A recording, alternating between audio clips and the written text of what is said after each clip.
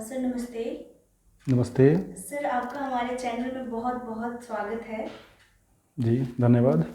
Sir पिछली video में आपके बताए गए सही जानकारी पर गोरखपुर में ज़मीन लेने के इच्छुक लोग वीडियो में कमेंट के माध्यम से अपना सवाल रखे थे, जी जिसमें से महत्वपूर्ण टॉपिक है कि ज़मीन रजिस्ट्री कराने से कितने दिन बाद जी खारिज दाखिल ऑनलाइन दिखता है सर? देखिए, जो सरकारी प्रारूप है उत्तर प्रदेश गवर्नमेंट का, वो 45 वर्किंग डे का होता है। मीन्स आपकी जो फाइल होती है, जो रजिस्ट्री आप करवा लिए होते हैं, उसकी 45 डेज़ बाद उसको आप आवेदन करते हैं कि मेरी ज़मीन का मेरे नाम से खारिज दाखिल किया जाए। मतलब पुराने काश्तकार का या फिर पुराना विक्रेता का नाम हटा के हमारा नाम दर्ज किया जाए। तो इसके लिए हमें अपनी आईडी प्लस उस काश्तकार से एक अप्रूवल लेटर हमें देना पड़ता है और वो आवेदन के लिए लग जाता है।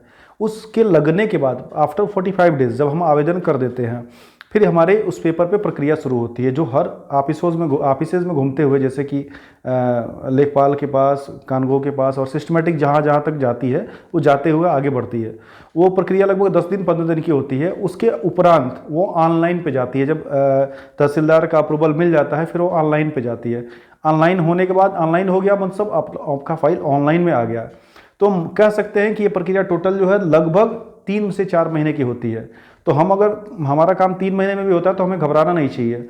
कई कई कंडीशन में, जैसे कि कोई कोरोना जैसी महामारी आ गई, कोई ऐसी समस्या आ गई जिस टाइम में लेखपाल या फिर सक्षम अधिकारी फ्री नहीं है इस काम को करने के लिए, तो आपका और भी टाइम लग सकता है। लेकिन लीगल जो नियम है वो आफ्टर 45 डेज आवेदन करने का है। आवेदन करने के बाद 10 से 15 दिन का टाइम लगता है डिपार्टमेंट को काम पूरा करने में, और उसके बाद 2-4 दिन लगता है ऑनलाइन करने में। इट मीन्स कि लगभग 3 महीने आप लेके चलिए एक्स्ट्रा। 3 महीने में अगर आपका खारिज दाखिल नहीं होता है तो आप दावा कर सकते हैं कि मेरा खारिज दाखिल क्यों नहीं हो रहा है। तब उस सामने वाले को जवाब देना पड़ेगा कि हो सकता है टेक्निकल कोई फॉल्ट हो, या फिर हो सकता है कि अधिकारी ना खाली हो, या फिर हो सकता है कि अभी हमारा आवेदन ना हुआ हो इसलिए ना हो पा रहा हो। अदरवाइज कोई दिक्कत नहीं और हो। सर एक और क्वेश्चन है जो कि कमेंट में पूछा गया है जी कि जैसे जो हमारी ज़मीन है अगर खारिज दाखिल हो जाती है जी तो उसके बाद भी कोई दिक्कत होती है क्या? देखिए, समस्याएं इस तरह की होती है, लाइक कि अगर मान लीजिए किसी काश्तकार की ज़मीन है, अगर किसी को उस पर आपत्ति है तो 45 डेज में वो आपत्ति अपना डाल दिया रहता है। तो मैक्सिमम केसेस में आपके खारिज दाखिल होने से पहले वो चीज़ पता चल जाता है कि किसी को उस पर ऑब्जेक्शन है। मिनिमम केस में ऐसा होता है कि आपने ज़मीन खारिज दाखिल भी हो गया, उसके बाद भी अगर कोई ऑब्जेक्शन है तो लगाने वाला लगा सकता है कि भाई मेरा ज़मीन था, इन्होंने गलत तरीके से ले लिया, मेरा ज़मीन था, मैं हिस्सेदार उसमें मैं भी होता हूं। तो जो लीगल प्रोसीजर है वो तो चलेगा ही चलेगा, उसको कोई रोक नहीं सकता। लेकिन ये मान के चलिए खारिज दाखिल हो गया तो आप दावेदार हो गए कि आप भी अपनी बात को रखेंगे और आपकी बात को भी सुना जाएगा।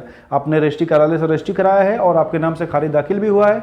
इट मीन्स कि गवर्नमेंट ने पूरी जाँच कर ली है कि आप सही है, तब आपका नाम उन्होंने दाखिल किया है। तो जब दाखिल कर दिया तो आप दावेदार हैं। आप इसका मतलब कि 99% आप सही है।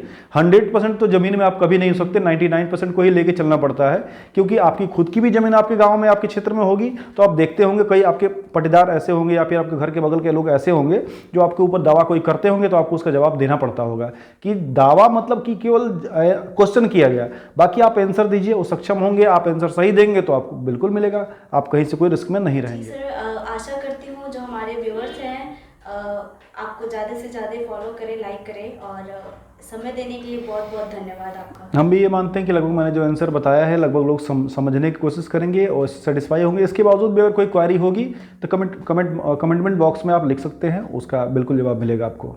धन्यवाद, नमस्कार।